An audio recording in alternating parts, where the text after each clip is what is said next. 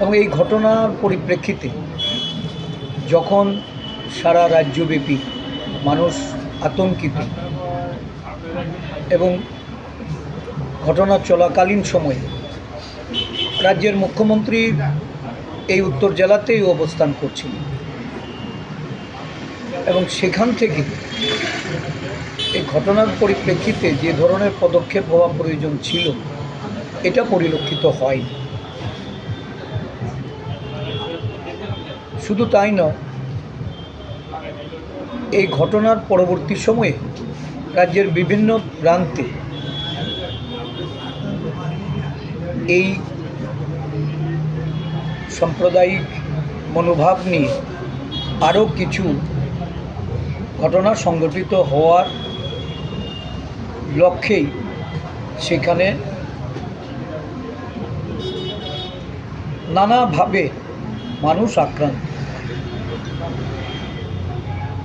আমরা তীব্র নিন্দা জানাচ্ছি যে রাজ্যে একটা সরকার বিগত প্রায় ৮ বছর, এই ৮ বছরে জাতি দাঙ্গা, সাম্প্রদায়িক সম্প্রীতি বিনষ্ট এবং বিভিন্ন ধর্মীয় মেরুকরণের মাধ্যমে সাম্প্রদায়িক উত্তেজনা, উস্কানিমূলক বক্তব্য যারা এই রাজ্য মন্ত্রিসভার মন্ত্রিত্বে ছিলেন বা বিভিন্ন রাজনৈতিক শাসক দলের রাজনৈতিক নেতা হিসাবে যারা এই রাজ্যে কাজ করছেন এবং তাদের অ্যালাইড অর্গানাইজেশনে কিছু হিন্দুত্ববাদী বা উগ্র মৌলবাদী নেতা, তাদের মধ্যে এর সংক্রমণ দিন দিন বাড়ছে, যাতে করে শান্তি সম্প্রীতি বিনষ্টই শুধু নয়, এই রাজ্যে আগামী দিন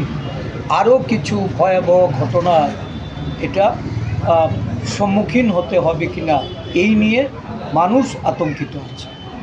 তো ফটিক রায়ের ঘটনা এটা বিক্ষিপ্ত কিছু না, এর আগেও অনেক ঘটনা ঘটেছে। কদমতলা কুর্তিতে ঘটেছে, উদয়পুরে ঘটেছে, আগরতলার রানীর বাজারের কৈতুর বাড়িতে ঘটেছে, পানিসাগরে ঘটেছে এবং এই ঘটনাগুলিতে এটা পরিষ্কার যে সরকার আইনশৃঙ্খলার উন্নতির দাবি জানালেও এই রাজ্যে সাম্প্রদায়িক দাঙ্গা হাঙ্গা, নারী গঠিত অপরাধ, দুর্নীতি, নানাভাবে এই জমির দালালি, চাঁদার তুল্লাবাজি, নেগোসিয়েশনের মাফিয়াগিরি, এই ধরনের যে সমাজ বিরোধী কার্যকলাপ, এতে এই সরকার সম্পূর্ণরূপে ব্যর্থ।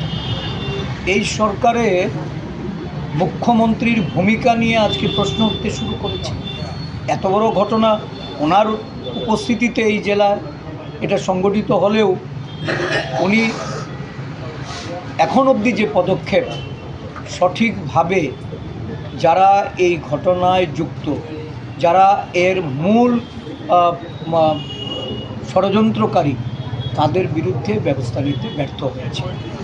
কিছু নিরপরাধ মানুষকে আজকে গ্রেপ্তার করে গ্রেপ্তারের সংখ্যা দেখানো হচ্ছে, কিন্তু যা এই রাজ্যের মানুষ প্রত্যক্ষ করছে, শাসক দলের আড়ালে যারা আজকে এই ধরনের অপরাধজনিত ঘটনার সঙ্গে যুক্ত হয়েছেন তারা এখানে মুক্ত এবং তাদের প্রতি কোনো ব্যবস্থা গ্রহণ করা হচ্ছে না। আজকেও আমরা চেষ্টা করেছিলাম আমাদের একটা প্রতিনিধি দল সেখানে যেতে, এটা আমাদের সুযোগ করে দেওয়া হয়নি। তো এটা দুর্ভাগ্যজনক যে এই রাজ্যে আইনশৃঙ্খলা কোন পর্যায়ে গিয়ে অবস্থান করছে যে এক অঞ্চলের মানুষ আরেক অঞ্চলে যেতে পারছে না।